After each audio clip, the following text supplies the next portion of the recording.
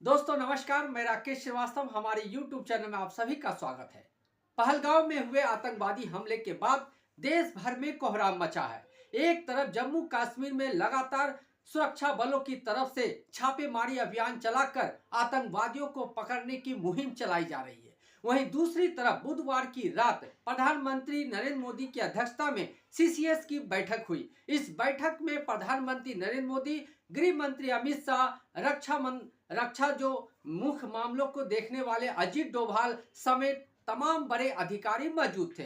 इस बैठक में 5 बड़े ऐसे निर्णय लिए हैं जिसने पाकिस्तान के लिए मुसीबत खड़ी कर दी है। दरअसल 5 मामले जो 5 निर्णय लिए गए, उन निर्णयों को अगर लागू किया गया तो पाकिस्तान के लिए पानी की एक एक बूंद के लिए तरसना पड़ सकता है। साथ ही पाकिस्तान की आर्थिक माली हालत भी खराब हो सकती है और रिश्ते बढ़ने के जो एक संभावना बची हुई थी वो भी संभावना इस आतंकवादी हमले के बाद खत्म हो गई है, क्योंकि पाकिस्तानी 3 आतंकवादियों के इस हमले में शामिल होने का पूरा सबूत सरकार के समक्ष आ गया है। इसके बाद से ही सरकार हरकत में है और पाकिस्तान को सबक सिखाने की पूरी एक रणनीति ली गई है। इस रणनीति के तहत सबसे पहले सितंबर 1960 में जो भारत और पाकिस्तान के बीच सिंधु जल समझौता हुआ था उसे अब रद्द कर दिया गया है। यानी पाकिस्तान में जो 80% कृषि काम होता है, कृषि के काम होते हैं, वो इसी सिंधु जल समझौते के तहत काम किए जाते हैं, इसी पानी के जरिए होता है। यानी खेती को पूरी तरह से प्रभावित करने को लेकर एक बड़ा कदम उठाया गया है। इसके अलावा वहां पर बिजली पैदा करने के लिए कई तरह के काम किए जाते हैं और इसी काम के लिए इस पानी का इस्तेमाल होता है। यानी पाकिस्तान में बिजली उत्पादन का भी एक बड़ा संकट खड़ा हो सकता है। इतना ही नहीं, अटारी बॉर्डर के पास जो चेक पोस्ट है, उस चेक पोस्ट से सीमित मात्रा में लोगों का आना जाना जारी रहता है। इसके जरिए छोटे मोटे व्यापार भी होते हैं, क्योंकि बड़े व्यापार पाकिस्तान और भारत के बीच काफी समय से बंद है। लेकिन कल के निर्णय के बाद इस अटारी चेक पोस्ट को भी बंद कर दिया गया है। यानी सीमित मात्रा में जो लोगों का आना जाना था वो पूरी तरह से बंद हो गया है। इसके अलावा भारत और पाकिस्तान के बीच एक जो वीजा नीति थी, सार्क वीजा नीति, उस नीति को फिलहाल कैंसिल कर दिया गया है। यानी पाकिस्तान के किसी भी नागरिक को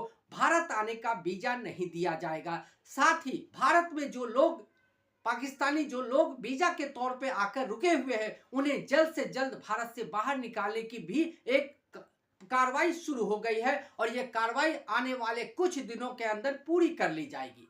इसके अलावा भारत में जो पाकिस्तानी उच्चायुक्त के जो अधिकारी, सैन्य अधिकारी और दूसरे जो तमाम अधिकारी हैं, उन्हें 7 दिन का वक्त दिया गया है देश छोड़ने के लिए। यानी साफ रूप से पाकिस्तान को एक बड़ा मैसेज देने की कोशिश की गई है। इतना ही नहीं, पाकिस्तान में जो भारत के उच्चायुक्त के लोग बैठे हुए हैं, उन्हें तत्काल भारत वापस बुला लिया गया है और किसी भी तरह के भारत और पाकिस्तान के रिश्ते पर पूरी तरह से ब्रेक लगा दिया गया है। इसके अलावा एक और समझौता हुआ है। उस समझौते के तहत अब पाकिस्तान के किसी भी जो भी समझौते चल रहे थे या जो संभावना बन रही थी, विदेश लेवल पे जो बातचीत होती थी, वो भी पूरी तरह से बंद कर दी गई है। यानी भारत ने पाकिस्तान को पूरी तरह से उसे उसके घर में घेरने का पूरा प्रयास किया है और आने वाले समय में पाकिस्तान को इसके लिए बड़ी कीमत चुकानी पड़ सकती है। सबसे पहले वहां जल संकट खड़ा हो सकता है,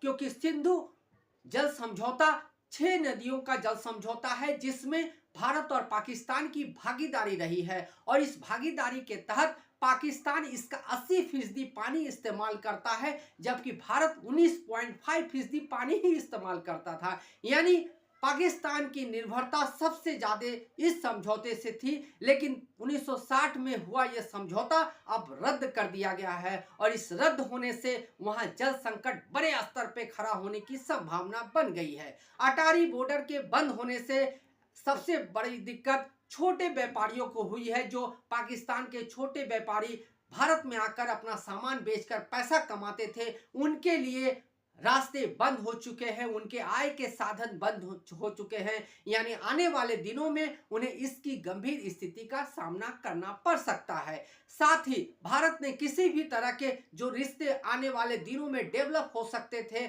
उस पर पूरी तरह से ब्रेक लगा दिया है।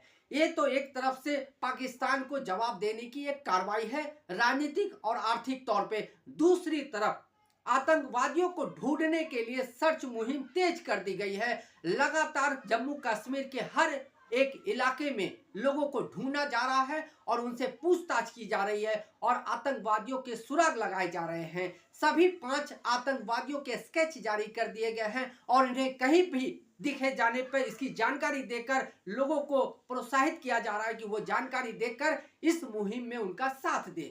दूसरी तरफ जो हजारों लोग जम्मू कश्मीर में फिलहाल फंसे हुए हैं, उन सभी लोगों को जम्मू कश्मीर से बाहर निकालने की जद्दोजहद चल रही है। देश के कई हिस्सों से टूरिस्ट जम्मू कश्मीर में पर्यटन के लिए गए थे। ये सभी लोग फिलहाल वहां फंस गए हैं और अब इन सभी लोगों को वहां से बाहर निकालने की मुहिम तेज कर दी गई है। पुणे से करीब 650 लोग जम्मू कश्मीर की यात्रा पे गए थे।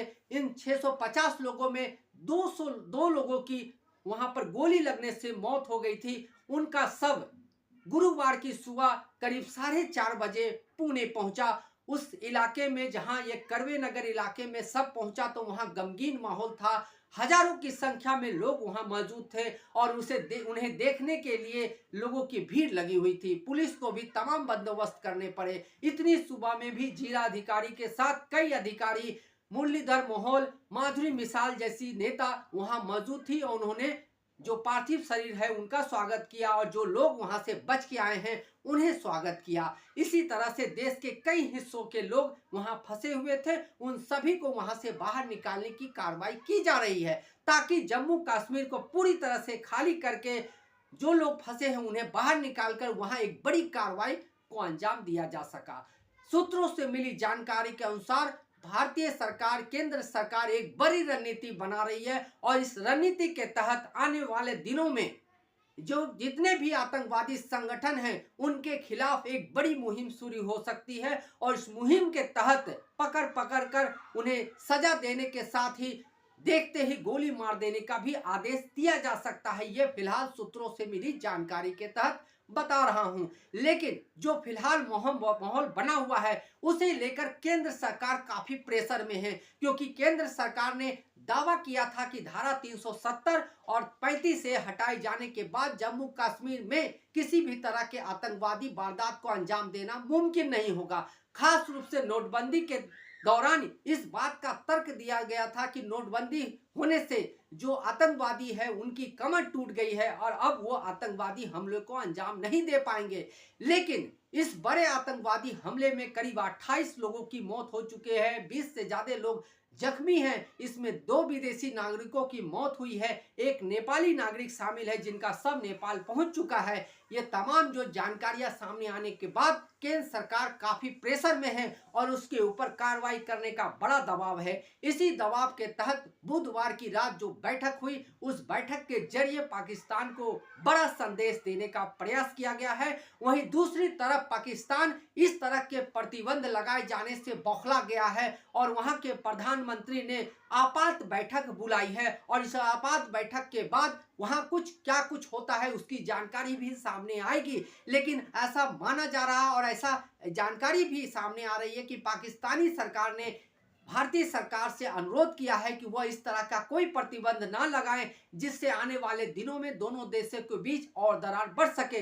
लेकिन भारतीय सरकार इस बात को सुनने को तैयार नहीं है, क्योंकि इस आतंकवादी हमले में करीब 3 ऐसे आतंकवादी थे जिनका सीधा कनेक्शन पाकिस्तान से रहा है और जिस टीआरएफ संगठन का नाम इसमें शामिल हो रहा है उसे आईएसआई द्वारा बनाया गया था और ऐसा माना जा रहा था कि इसे फंडिंग भी पाकिस्तान की तरफ से की जा रही थी। इसी वजह से केंद्र सरकार ने इस मामले में सख्त रुख अपना लिया है और बड़ी कार्रवाई करते हुए इन आतंकवादी संगठनों को खत्म करने की एक मुहिम शुरू करने के साथ ही पाकिस्तानी सरकार को सबक सिखाने, पाकिस्तान को उसके ही घर में घेरने की पूरी प्लानिंग तैयार कर ली गई है। और इसी के तहत 5 बड़े निर्णय लिए गए हैं। इन निर्णयों के कारण आने वाले समय में पाकिस्तान के लिए पानी से लेकर पैसे और दूसरे तमाम तरह के संसाधनों के लिए मुसीबत झेलनी पड़ सकती है। इसी बीच डोनाल्ड ट्रंप जो अमेरिकी राष्ट्रपति है, उन्होंने प्रधानमंत्री नरेंद्र मोदी से साफ कहा है